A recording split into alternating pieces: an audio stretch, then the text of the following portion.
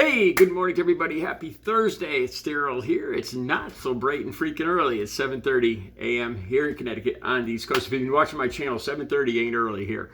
All right, today I want to talk about this time of year. It's November 17th and cold here in Connecticut. It's chilly and the leaves are off the trees. It reminds me of one of the worst withdrawals, opioid withdrawals I ever went through. And I think about the reason I want to share this with you guys. Of course, in my heart, I'm hoping that my main hope would be that it would detour, it would stop or detour somebody from getting into opioids in the first place. But I'll get to that in one second.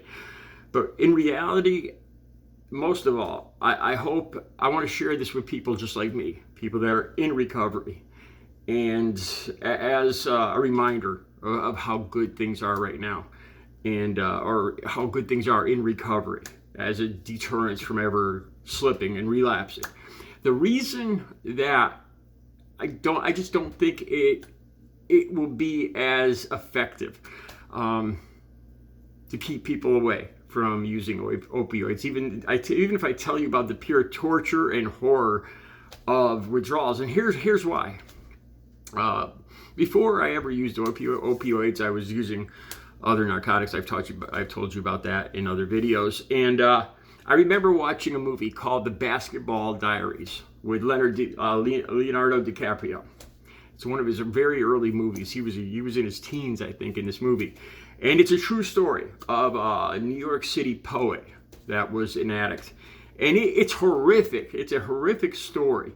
And there's one part in this movie where Leonardo DiCaprio is banging on his mother's door, he's trying to bum $20, and he's in withdrawals and he's sweating, and this is just one of the horrific parts of this movie.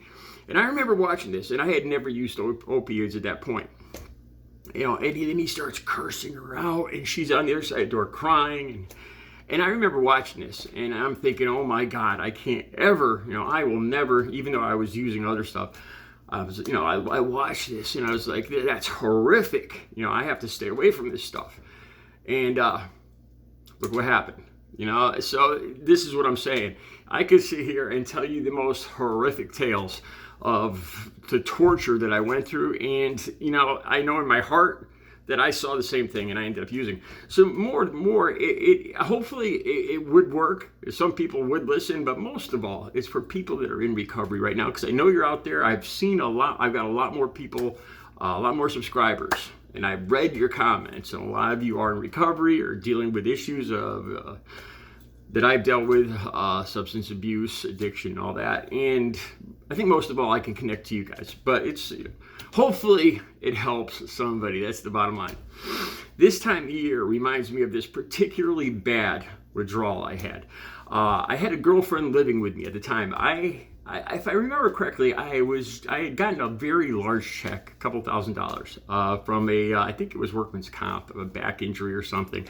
This was sometime around 2004, this time of year, around 2004, 2005, somewhere around there, almost 20 years ago.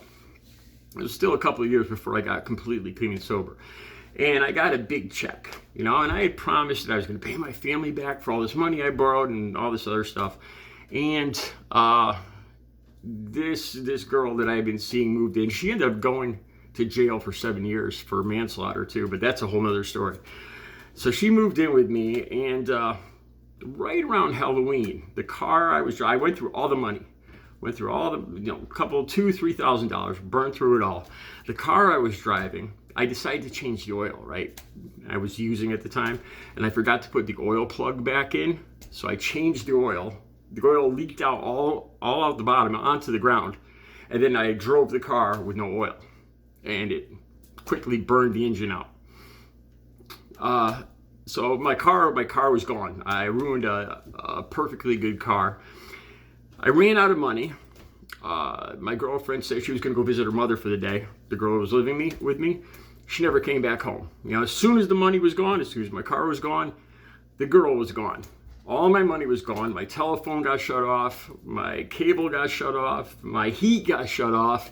I still had my electricity. I still had a small TV left. I had pawned my Xbox, everything else. And I'm all alone, and and no food now.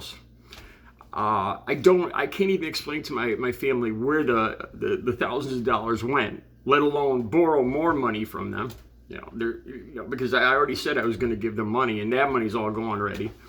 And I'm all by myself, and I know I have no way to even get into the city. I have no way to get any money, and I know withdrawals are coming. And come they did.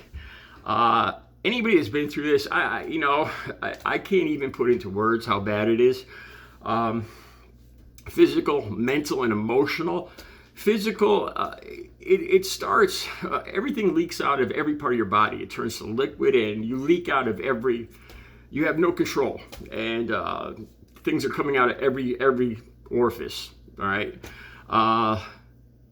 The first night, I slept all the way through. And then the next night, that's when, if you ever got restless leg syndrome, except it's in both legs, both arms, and you can't lay still. It's just pure. I can't even put into words how bad this is. And you can't lay still, and you have to keep stretching and moving. I think this is where they get the monkey on the back. I think that's where they get this phrase.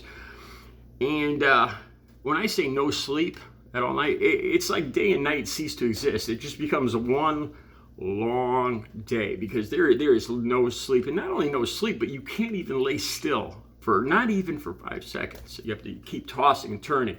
Then I tried laying on the floor. I tried laying on the floor in the kitchen, in the bathroom. Seriously, piling pillows up in the corner, tossing and turning. And that was just the first night. And then it goes on for another, probably a good 72, 3 or 4 days with absolutely no sleep. I have nothing to watch. My cable's shut off.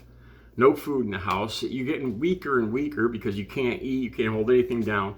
I can't even stand up. And your mind starts backfiring. It's I don't even know how to put it into words. I remember having static on the TV, and there was one news show that was on all night long, and it felt like I was being tortured. It's like my mind was like a record skipping. I just kept thinking the same thoughts over and over and over, and the emotions, it's just depression. I can't put into words how bad this is. Okay, like I said, I had no way to get anywhere. My car died. The girl left me. My family, I couldn't even contact them because I owed them so much money. Where was I going to explain $3,000 went? And could I borrow more? And I couldn't even get to the city, even if I did, So I went through this 4 horrific days, hot and cold, sweating. I think by the 4th day, I just started to be able to eat a few pieces of food. Maybe got an hour or 2 of sleep, right? And I decided I had enough energy. I decided I was gonna walk 8 miles to my local bar. And on the way, I had a plan that I was gonna stop at a friend's house about 4 miles into this walk because that person owed me money from all the money we spent. So I'd be able to get money, walk 4 miles, get money, and walk another 4 miles to the bar. And it was like, it was dark, 6 o'clock at night. And I did this. I walked, I got the money, I got to the bar. I'm just, I'm like, wow, I can't believe I haven't gotten sleep or really eaten in 4 days. I think, it's starting to pass. I went through the most horrific withdrawals of my life. What did I do when I walked in that bar? I saw one of my friends. First thing he does is offer me a bag. And I went to the bathroom and used again. And the whole cycle started again. One of the worst withdrawals. I had made it through. And I went right back into it. Okay, so like I was saying, this isn't as much for, it's for everybody. I hope it's a deterrence for everybody. like I said, I heard these stories, I saw these horror stories myself, and I still ended up using. The thing that keeps me from using is whenever I'm having a bad day right now, like if I'm having a bad day now, and I just think back to that day, how bad that day was, and it makes any day, the worst day I had now, makes it seem wonderful. I swear to God, it lifts my spirits. And it's not the fear of withdrawals, really, of going back to that pure torture, but it's knowing how good my life really is right now. I'm actually happy. I never thought I could I could live a life without liquor, without drugs, without any kind of liquor or drugs, and I'd actually be happy and have relationships. And it's better than I ever imagined. That's the thing that keeps me from ever going back to it again. No matter how bad how horrific and torturous those withdrawals are, it's the thought of how good life is today that keeps me from going back. I hope this made sense. I hope it helps somebody out there before you do something. It's another thing, a good way to keep yourself from relapsing is have a picture of what you're going to do. If the opportunity comes up, you're going to say no and you're going to turn around and leave. That's it. That's helped me before. And that's about it. I was thinking of something else that helps me, having a plan if you come into the situation. There was another one right now. I can't think what it was. I hope this helps somebody. You guys have a good Thursday.